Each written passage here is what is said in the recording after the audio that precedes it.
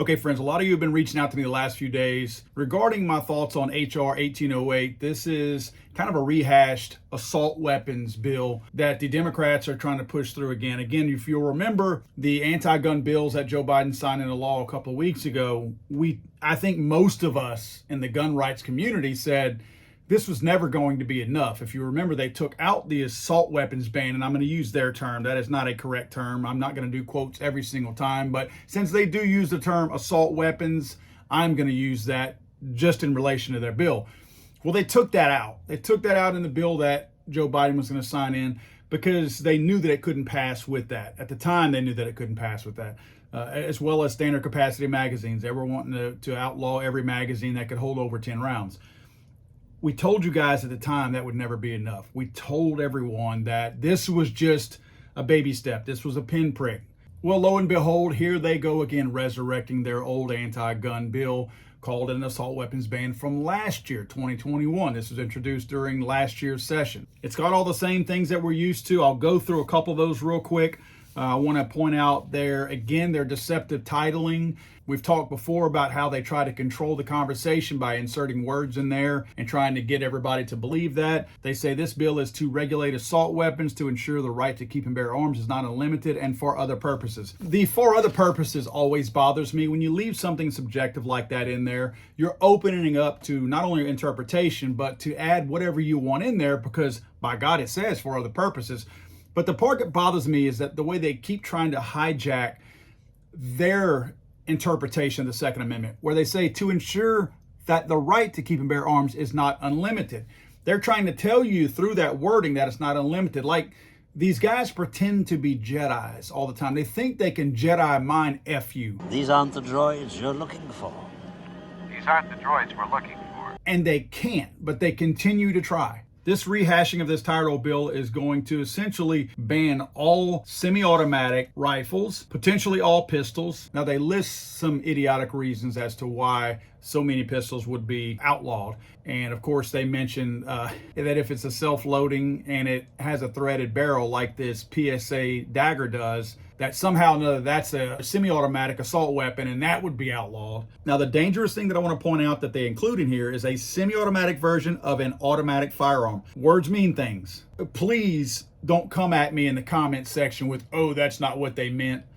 They mean what they say. When you say a semi-automatic version of an automatic firearm, there are a lot of versions of semi-automatic pistols that we currently use on a regular basis that there is an automatic version of, namely a Glock. We joke and we laugh about the stupid giggle switch on a Glock that makes it completely useless, in my opinion, as far as being fully automatic. That is a fully automatic pistol whenever it has that giggle switch on there. I happen to own semi-automatic versions of that gun. So any pistol out there that can be modified is going to be included in here. So please don't fall for their deceptive nature of acting like, oh, there's no way that would include my Glock 19. It absolutely does. Many shotguns will be included in here. Now, again, don't fall prey to their deceptive wording. They mention a semi-automatic shotgun and they say that does not have a fixed magazine. But when you go down under number 3, it says a fixed magazine with the capacity to accept more than 5 rounds. So my normal shotgun with a tube magazine on it, if it can be modified, in other words, take the plug out, to accept more than 5 rounds, now they consider that an assault weapon and it's banned. Now, according to this bill, these firearms will be grandfathered in that are currently in existence. We knew that would be the case, and it always has been the case.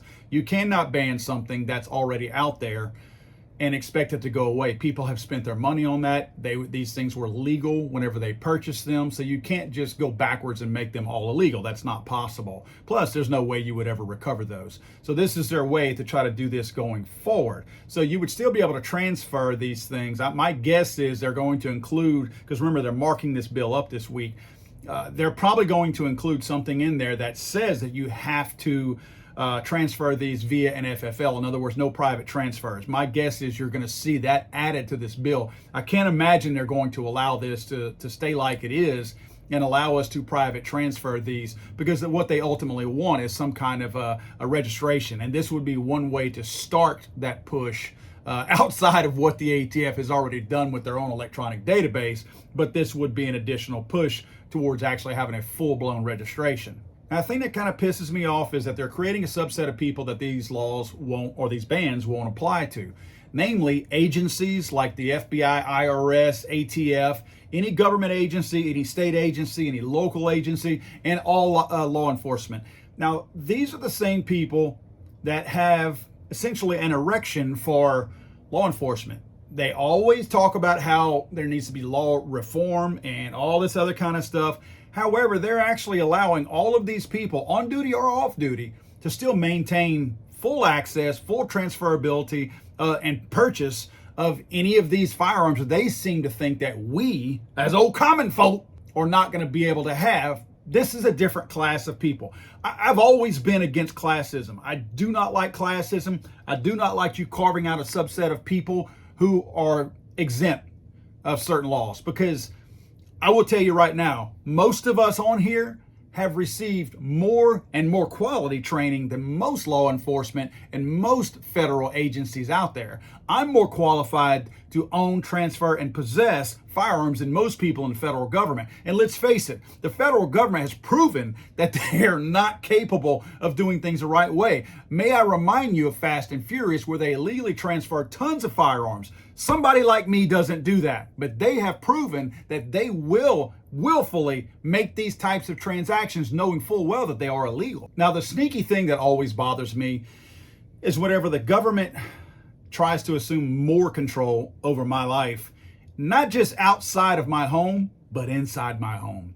They're trying to include restrictions in my own home now that will make me a felon if something happens somehow to one of my firearms. You'll notice that they have a secure storage section in here where it actually claims in wording, and this blows my mind, that it shall be unlawful for any person other than a licensed importer, licensed manufacturer, licensed dealer to store or keep under the dominion of control of that person any grandfathered semi-automatic assault weapon that the person, quote, knows or has reasonable cause to believe will be accessible to an individual prohibited from receiving or possessing a firearm.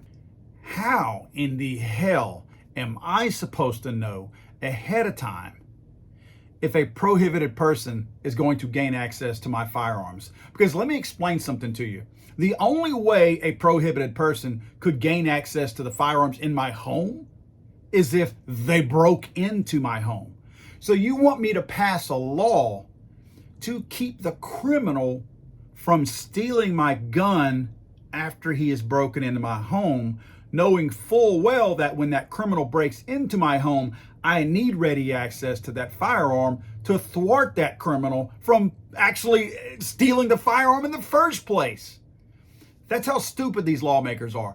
They are so removed from society and from real life.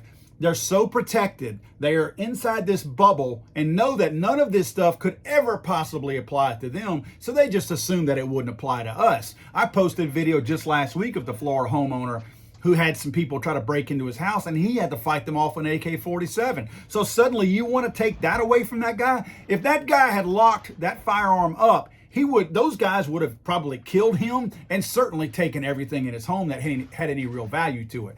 That's why we need access in our own homes. Don't tell me what to do in my own home. I'm not looking for permission from the federal government of what to do in my own home. But guess what? They passed this law. Now they have another tack-on law, another tack-on charge that they can hit you with whenever they're trying to pile all these other things on to make you a felon, and now to make you a person who is not allowed to own a firearm going forward. If this, for some crazy reason, were to pass the House, remember this is being pushed by Jerry Nadler. This is the guy that holds his pants up to here. This is Jerry Nadler.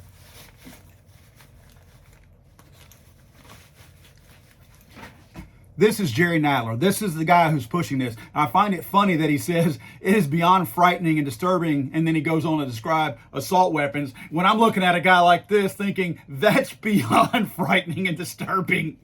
But even if this did pass somehow the House, I really don't think it stands a chance in the Senate. Again, not a reason to sleep on it. Still reach out to those people. I'll say this again, and I know so many of you are going to comment, it doesn't matter if we vote, blah, blah, blah, blah, blah. I get that. I get your thoughts on that, and I appreciate your opinion.